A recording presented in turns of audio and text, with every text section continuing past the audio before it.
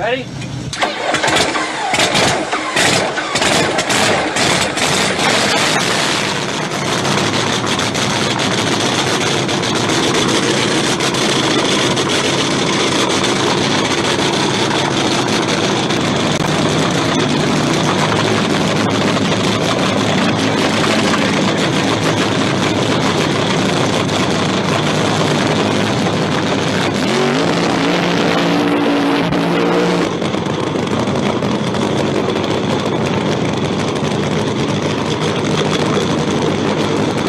Drag racing is far out. Before we dive into the legacy of Jungle Jim and Jungle Pam, I want to give you a heads up. Towards the end of this video, we have highlights from a Pam Hardy interview that you won't want to miss. And stick around to the very end because I'll also be showing some memorabilia that will surely stir up some nostalgia. Now let's buckle up and embark on a journey in one of drag racing history's most fascinating stories.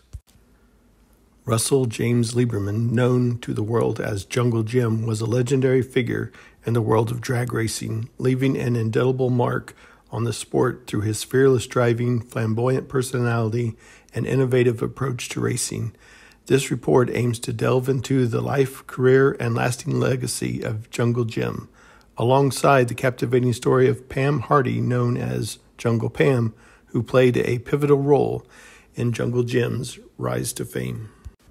Russell James Lieberman, born in 1945, quickly developed a passion for cars at a young age. His fascination with automobiles led him to experiment with building and modifying cars, laying the foundation for his future career as a drag racer.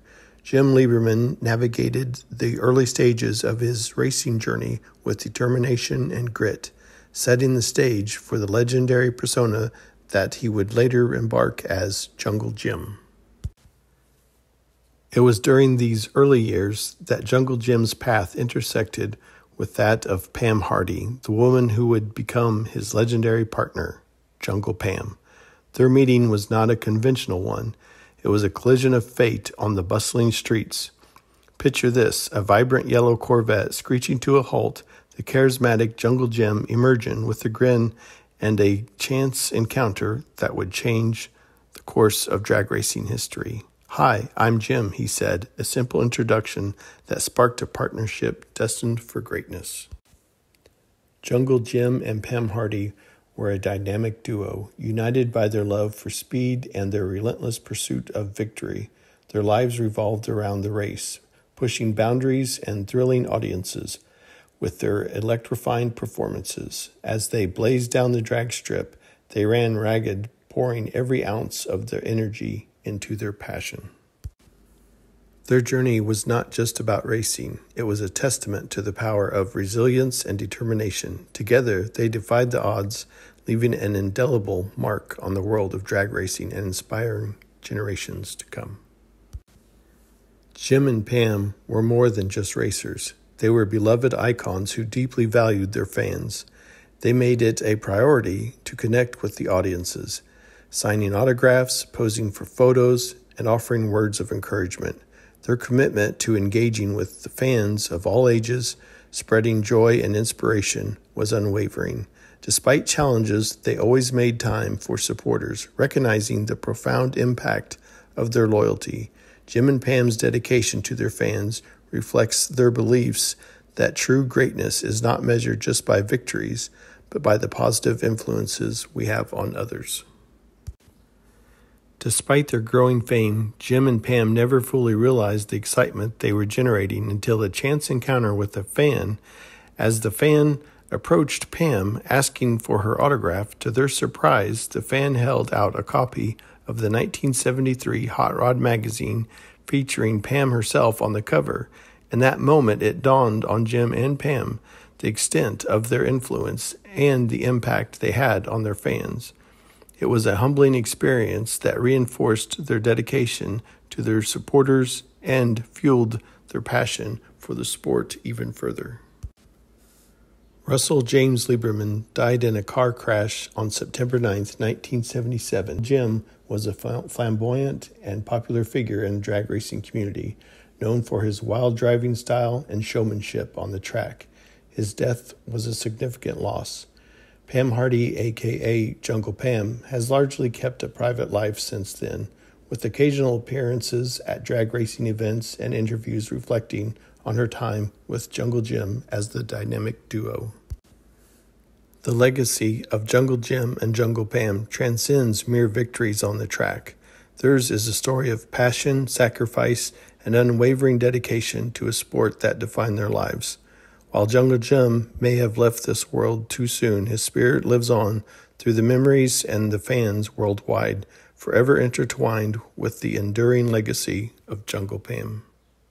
Then I was ambling up the main thoroughfare in Westchester, and a yellow Corvette passed me, and I made a left-hand turn, and I just kept walking, and the yellow Corvette came back and pulled up to the curb, and the gentleman got out, and he stood in front of me and says, "Hi, I'm Jim." And that was my introduction to drag racing. Drag racing is far out. I was going to go to college and be one of the people who make the world go around. And instead, I hopped into Jungle's Corvette and went back to his house. Don't do this. And we went to his house, and I met Shirley Muldowney.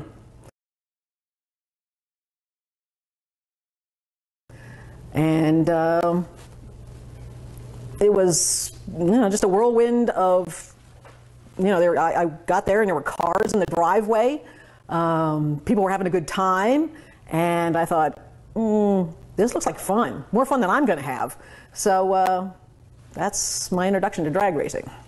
So much more than just a pretty face that went out there and backed the car up. I mean, did you do a lot on the car between? Ass, gas, or grass. Nobody rides for free. If you couldn't at least, change water, oil, pack a parachute, there's no reason for you to be around.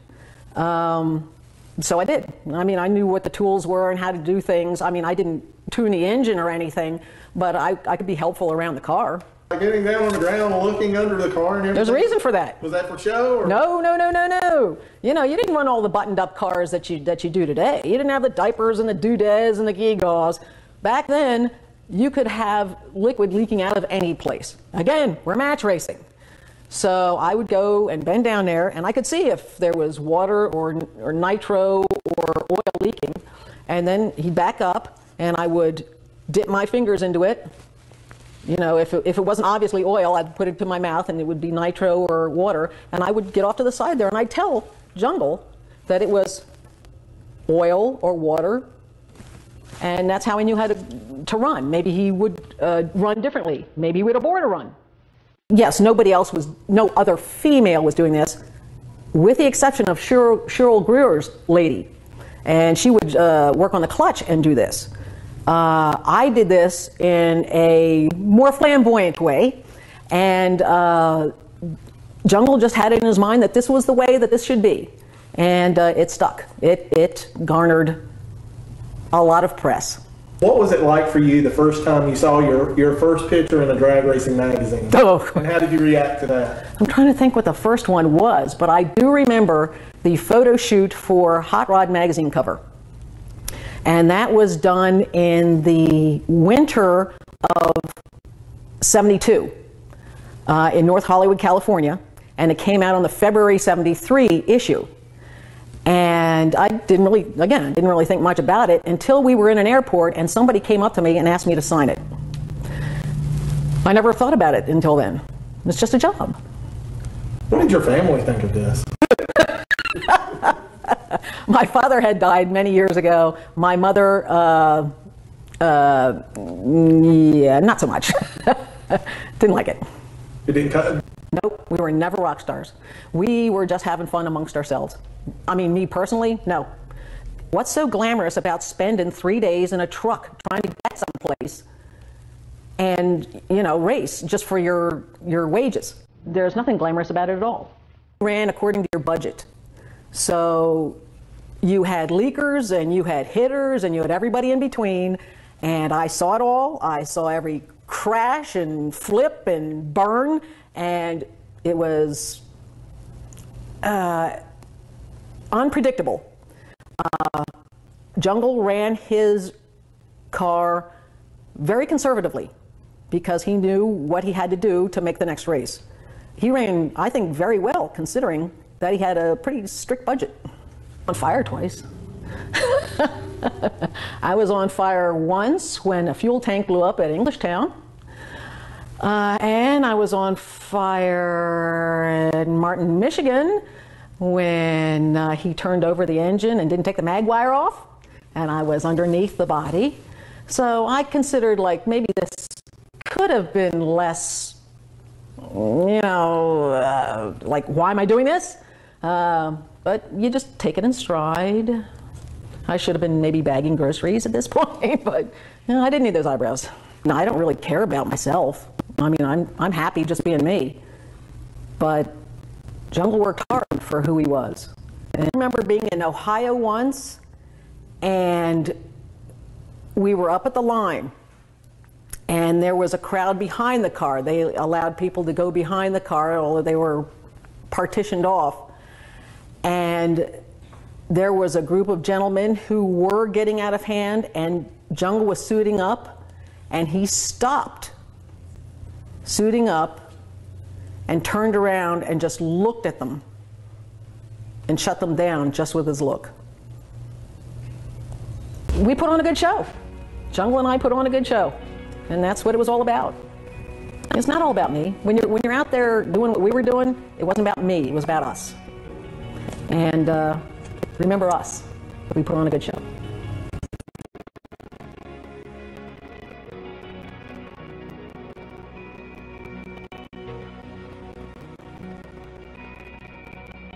Could you have ever worked with any other driver? No, it wouldn't have worked. No, it was just a flash in the pan. It was just a bolt of lightning.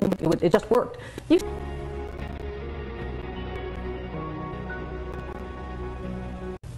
was devastating.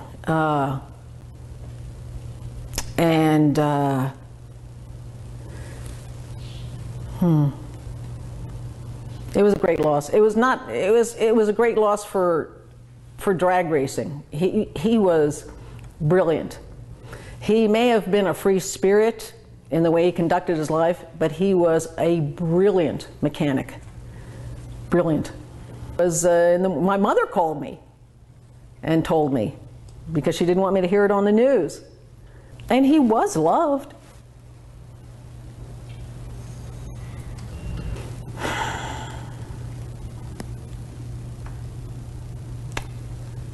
I wish you were here to see what you would have become. Pound it on the second burnout. You gonna let him drive this thing? Sure. Here's what you want on here. Yeah, those are good, really excellent goggles. Yeah, I'm gonna do it when you put the body down. Don't do a jungle burnout. What's that? Don't do a jungle burnout. No, you can. I don't care if that counts. This time.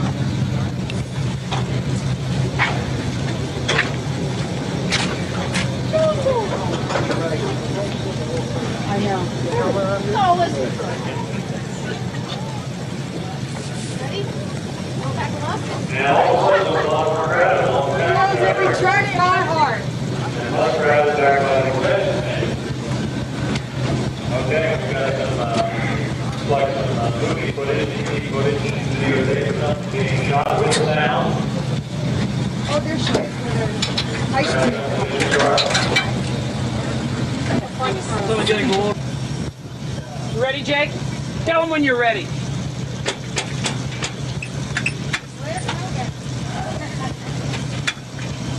Ready?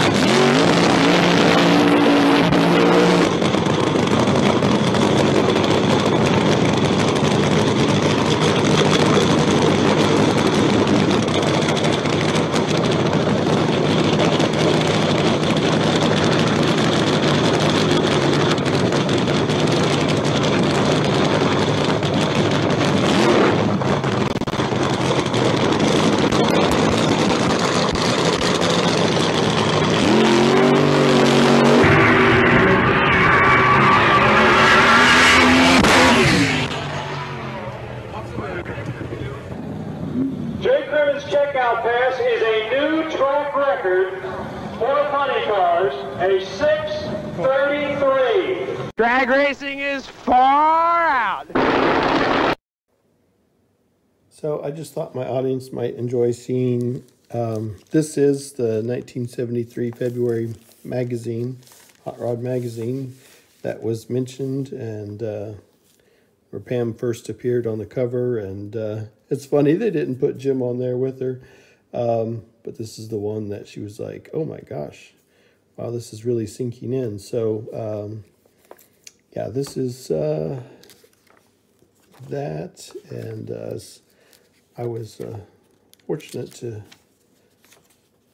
have it. I kept my eye out for a long time, just kind of off and on for about 2.5 years. And one finally popped up, and I was so excited. I just like immediately bought it. And this is it's a photograph, but it's a reproduction photograph. It's not the original. And this is just, you know, I'm just really excited about owning a copy of that. I was going to buy a bundle, so I thought, you know, I'll look for a bundle, just FYI. This is funny. And there was a bundle that was like from 72 to 75 of Hot Rod magazine. I was like, hey, maybe I'll just go in that direction. Well, there was a couple that was missing, and one of them that was missing from the bundle was this, but otherwise the bundle was complete. And I'm just like, yeah, that's okay. This Revell Jungle Jim, I'm going to actually open this and put this together, and I will make a whole video on this, me putting this video or model together. But it probably won't be until late winter of 2024, maybe early 2025. And I'll open this up and put it together. So anyway, I hope you enjoyed the video, and I hope you see kind of behind the scenes that there was a lot more to Pam and to Jim, and I know they had a rocky relationship there towards the end and what have you. But I just wanted to keep the video positive, and I thank you so much for watching. I've got a lot of great projects coming up with my Corvette and my Camaro, and thank you so much for watching. And as always, have a great day, folks.